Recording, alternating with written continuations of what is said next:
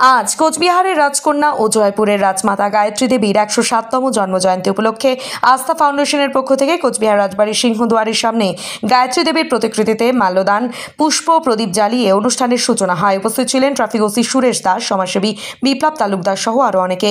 ১০৭তম জন্মজয়ন্তী উপলক্ষে ১০৭টি চারা গাছ ও লাড্ডু বিতরণ করা হয় সাধারণ পথচারী মানুষকে। এই যে ঐতিহাসিক একটা মুহূর্ত, গায়ত্রী দেবী এনাকে যে মনে রেখেছেন আর সেই উপলক্ষে যে ওনার জন্মদিবস পালন করা হচ্ছে, এটা খুবই ভালো উদ্যোগ। এবং আমি এনাকে এটাও বললাম যে বর্তমানে শহরের যারা ইয়াংরা রয়েছেন তাদেরকেও যতটা ইনভলভ করা যায় এই সব দিবসগুলো পালন করতে, যাতে কোচবিহারের যে ঐতিহাসিক গুরুত্ব সেটা যাতে বজায় থাকে।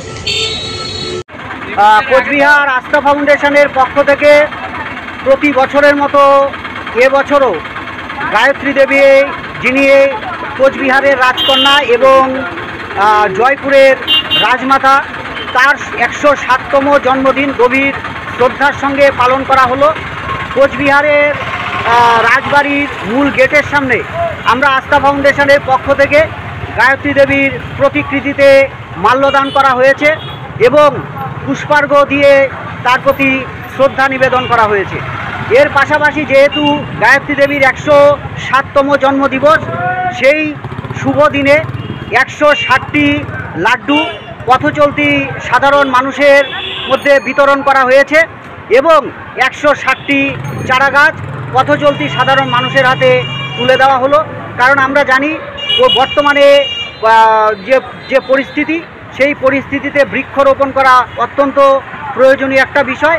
সেই দৃষ্টিকে সামনে রেখেই আমরা ১৬০টি চারা গাছ আমরা পথ চলতি সাধারণ মানুষের হাতে তুলে দিলাম। আপনার নাম? আমার নাম বিপ্লব তালুকদার।